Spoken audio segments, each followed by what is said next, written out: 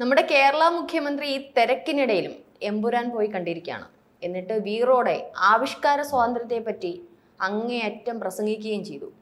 ഈ ആവിഷ്കാര സ്വാതന്ത്ര്യം മൊയ്തു താഴത്തിന്റെ TP51 സിനിമയിൽ ഇവർ കാണിച്ചില്ലല്ലോ.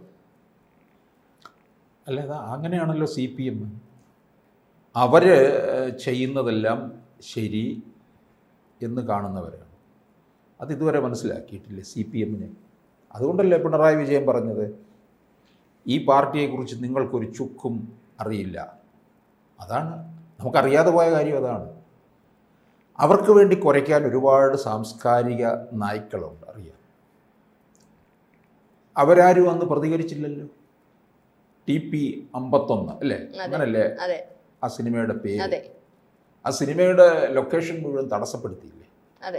അതിലെ ആർട്ടിസ്റ്റുകൾക്ക് അവരെ വിലക്കി. അതിൻ്റെ സാങ്കേതിക പ്രവർത്തകരെ മുഴുവൻ വിലക്കി. ഇവരെപ്പോൾ ആരെയാണ് ഭയപ്പെടുന്നത്? TP ജീവിച്ചിരുന്ന കാലത്ത് തന്നെ ഇവർക്ക് വലിയ ഭയമായി.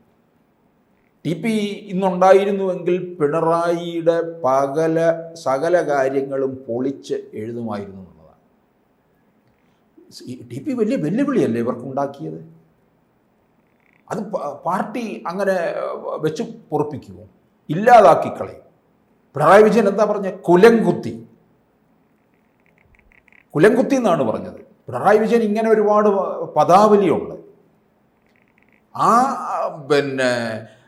അവിടെ ഒഞ്ചിയത്തുണ്ടാക്കിയ അത് ഇവർക്ക് പാർട്ടിക്കാർക്ക് അതൊന്നും അംഗീകരിക്കാൻ കഴിയില്ല എന്നുള്ളതാണ്.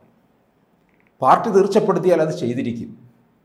VS അച്യുതാനന്ദൻ TP ചന്ദ്രശേഖരനോട് പറഞ്ഞല്ലോ, സൂക്ഷിക്കണം. അദ്ദേഹം ഈ ബൈക്കിലാണ് യാത്ര ചെയ്യുന്നതൊക്കെ, രാത്രിയും പകലും ഒക്കെ. അപ്പോൾ TP ചന്ദ്രശേഖരൻ VS-നോട് പറഞ്ഞത്, പാർട്ടി തീർച്ചപ്പെടുത്തി കഴിഞ്ഞാൽ ഞാനിനി വിമാനത്തിലോ ഹെലികോപ്റ്ററിലോ സഞ്ചരിച്ചാൽ പോലും എന്നെ അവർ തീർക്കും. അത് TP-ക്കും അറിയാം. കാരണം TP പാർട്ടിയോടൊപ്പം നിന്ന ആളല്ലേ. ഇവർക്ക് വല്ലാത്തൊരു ഭീഷണിയായി മാറി എന്നുള്ളതാണ്. അങ്ങനെ ഭീഷണി ഉണ്ടാക്കുന്നതിനെ മുഴുവൻ ഇല്ലാതാക്കുക എന്നുള്ളതാണ് CPM ചെയ്യുന്നത്. അവർ ചെയ്യുന്നതെല്ലാം ആവിഷ്കാര സ്വാതന്ത്ര്യവും എല്ലാം ഉള്ളതാണ്. അവർക്കെന്തും ആകാം എന്നുള്ളതാണ്. പക്ഷേ അതിന് വെല്ലുവിളിച്ച് ചോദിക്കാനായിട്ട് ഇങ്ങനൊരു വാർത്ത ഇത് ജന്മഭൂമിയിൽ മാത്രമേ വന്നിട്ടുള്ളൂ. ജന്മഭൂമി മൊയ്തു താഴത്തുമായിട്ട് നടത്തിയ അഭിമുഖത്തിലാണ് പറഞ്ഞിരിക്കുന്നത്. അദ്ദേഹം പറഞ്ഞിരിക്കുന്നത് ഇതിന്റെ അസോസിയേഷൻ ഫിലിം എക്സിബിറ്റേഴ്സ് അസോസിയേഷൻ ഭാരവാഹി ലിബർട്ടി ബഷീർ ഉറപ്പ് നൽകിയിരുന്നു തിയേറ്ററിൽ പ്രദർശനം നടത്താമെന്ന്. പക്ഷേ തിയേറ്ററിൽ ബോംബിടും എന്നൊരു ഭീഷണി വരെ ചെയ്തിരുന്നു.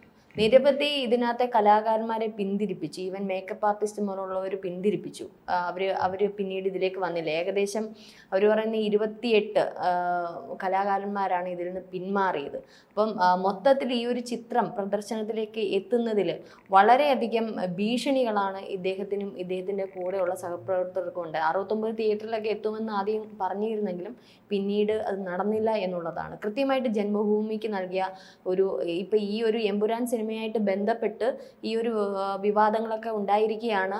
മൊയ്തു താഴത്ത് പറയാനുള്ള കാരണം ഇതാണ്. ആവിഷ്കാര സ്വാതന്ത്ര്യത്തെ പറ്റി ഗോവിന്ദൻ മാഷും പിണറായിയും അതുപോലെ തന്നെ പല CPM ഭാരവാഹികളും പറയുമ്പോൾ ഇത്തരത്തിലുള്ള CPM ഇത്തരത്തിലുള്ള TP മാത്രമല്ലല്ലോ അവർ കൊന്നിട്ടുള്ളത്. കൊന്ന പലരുടെയും സിനിമകൾ പലരുടെയും ചരിത്രങ്ങൾ ചേർത്ത് ഒരു സിനിമയാക്കിയാൽ ഈ പറയുന്ന ആവിഷ്കാര സ്വാതന്ത്ര്യം ആ സിനിമയിൽ കാണിക്കുമോ CPM? അല്ല, ഈ വിഷയം ഇപ്പോൾ ജന്മഭൂമിയിൽ വാർത്തയായിട്ട് വന്നു.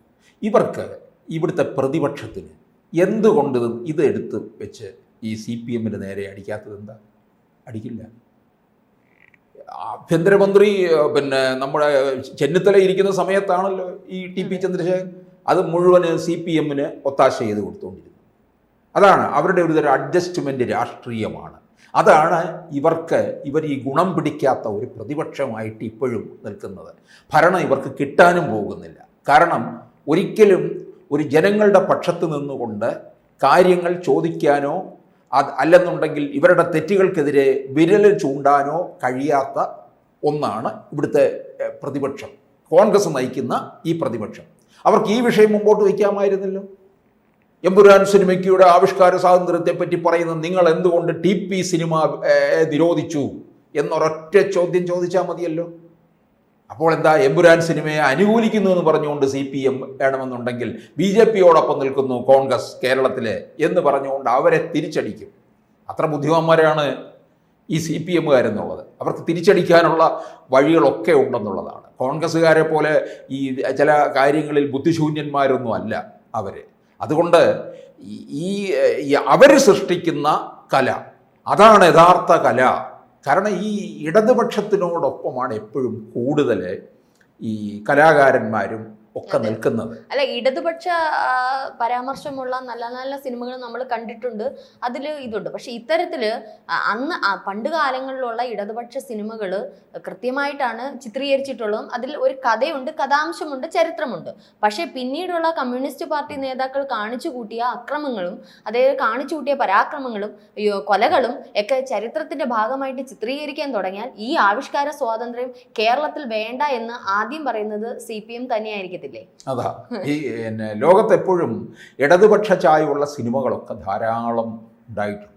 ഒക്കെ ക്ലാസിക് സിനിമകൾ തന്നെയാണ്. അത് നമ്മൾ അന്നൊരു ചരിത്രമുണ്ടായിരുന്നു, അത് കൃത്യമായിരുന്നു. ഓക്കെ, മുതലാളിത്തത്തിനെതിരെയുള്ള തൊഴിലാളി വംശത്തിന്റെ അധിനിവേശം അല്ലെങ്കിൽ അതിനുവേണ്ടി കൊടിപിടിക്കുന്നതൊക്കെ അത് ഓക്കെ, കമ്മ്യൂണിസ്റ്റ് പ്രസ്ഥാനത്തിന് ഒരു ഹരമായിരുന്നു, ഒരു ഇൻസ്പിറേഷൻ ആയിരുന്നു എല്ലാവർക്കും. പക്ഷെ ഇന്ന് ഇവർക്ക് പറയാൻ വേണ്ടി തക്ക രീതിയിലുള്ള ചരിത്രം എന്താണ്? കൊല്ലും കൊലയും അതേപോലെ തന്നെ റാഗിങ്ങും SFI നേതാക്കൾ ഉൾപ്പെടെയുള്ളവരുടെ കൊലവിളികളും ഡ്രഗും ഇതുമല്ലാതെ ഇവർക്ക് ചരിത്രം എന്താണുള്ളത്? ഇവരിപ്പോൾ സിനിമയിൽ മാത്രമല്ല, എഴുത്തിലായാലും ഇവർക്കെതിരെ എന്തെങ്കിലും വന്നു കഴിഞ്ഞാൽ പോലും എഴുതുന്നവർക്കെതിരെയും ഇവർ രംഗത്ത് വരുമെന്നുള്ളതാണ്. അവരുടെ എഴുത്തിനെ പോലും അവരുടെ വേണമെന്നുണ്ടെങ്കിൽ ആ കൈ പോലും വെട്ടും അല്ലേ. പോപ്പുലർ ഫണ്ടുകാർ പിന്നെ നമ്മുടെ ജോസഫ് മാഷിൻ്റെ ചോദ്യപേപ്പർ ഇട്ടതിനാണ് കൈവെട്ടിയത്. തൊടുപുഴ കോളേജിലെ ജോസഫ് മാഷിൻ്റെ കൈവെട്ടിയത് ഒരു ചോദ്യപേപ്പർ ഇട്ടതിൻ്റെ പേരിലാണ്. അതിനെ ന്യായീകരിച്ചതാണ് ഇവരിവിടുത്തെ CPM. പിണറായി ചിന്തിക്കാത്ത ഒരു കാര്യമുണ്ട് സാർ. 90-ന് ശേഷമുള്ള CPMന്റെ ചരിത്രം പിന്നീട് വരും തലമുറ ഒരു കഥാംശമായിട്ടോ അല്ലെങ്കിൽ ഈ പറഞ്ഞതുപോലെ ഒരു സിനിമയായിട്ടോ രൂപീകരിച്ചാൽ ഈ പറയുന്ന പാർട്ടി പിന്നീട് കേരളത്തിൽ കാണുമോ? അല്ലെ, മുൻകാലങ്ങളിലൊക്കെ നമ്മൾ കണ്ടിട്ടുള്ളത് ഇടതുപക്ഷത്തിൻ്റെ ആ വീര്യവും ആ ശക്തിയും ഒക്കെ ഉയർത്തിക്കാട്ടുന്ന തരത്തിലുള്ള സിനിമകളാണ് ഉണ്ടായിട്ടുള്ളത്. കാരണം അത് അങ്ങനെയാണ് അന്ന് വളർന്നു വന്നുകൊണ്ടിരുന്നത്. പക്ഷെ പിന്നീട് ഈ പാർട്ടിക്ക് മൂല്യച്യുതി സംഭവിച്ചു, ജനങ്ങളിൽ നിന്ന് അകന്നു പോവുകയും ചെയ്യുന്നു. അതാണ് സ്വന്തം ആ പിന്നെ കാൽച്ചുവട്ടിലെ മണ്ണ് ഒലിച്ചു പോകുന്നത് ഇവരെ അറിയുന്നില്ല എന്നുള്ളതാണ്. അതാണിപ്പോൾ ഇവിടെ കേരളത്തിൽ CPMന് സംഭവിച്ചുകൊണ്ടിരിക്കുന്നതും.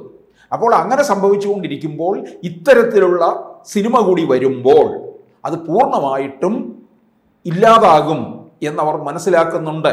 ഇപ്പോൾ ഈ സിനിമ വന്നിരുന്നുവെങ്കിൽ TP ചന്ദ്രശേഖരൻ ഇപ്പോഴും 10 വർഷം കഴിഞ്ഞിട്ടും TP ചന്ദ്രശേഖരൻ മനസ്സിൽ നിൽക്കുകയാണ്.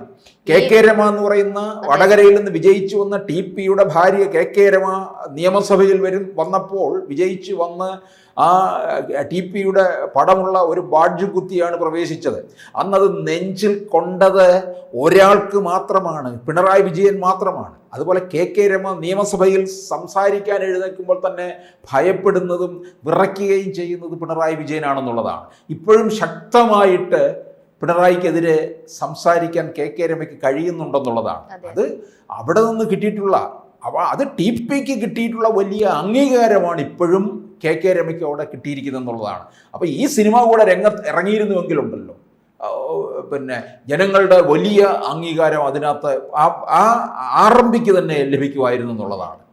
അല്ല, ഞാനും പറ്റി പറയുന്നത് ആവിഷ്കാര സ്വാതന്ത്ര്യം ഇരിക്കട്ടെ, ഇങ്ങനെയുള്ള സിനിമകളൊക്കെ വരട്ടെ. കാരണം എമ്പുരാനി ഇപ്പോൾ ആവിഷ്കാര സ്വാതന്ത്ര്യത്തെ പറ്റി CPM പാർട്ടി പറയുമ്പോൾ NIA ഉൾപ്പെടെയുള്ള തമിഴ്നാട്ടിൽ നിന്ന് വരെ വളരെയധികം വിവാദവും പരാമർശങ്ങളും പ്രതിഷേധവും ഒക്കെ തുടർന്നുകൊണ്ടിരിക്കുന്നു.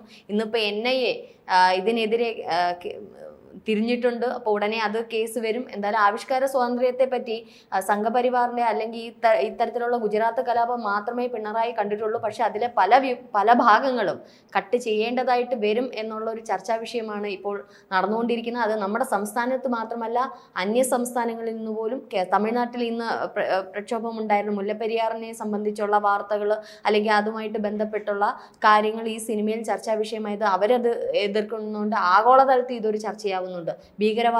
ഭീകരവാദം വരെ ഇതിനകത്ത് ഒരു ചർച്ചയാവുന്നതുകൊണ്ട് അത് തന്നെ വലിയൊരു വിവാദമായിരിക്കുകയാണ്.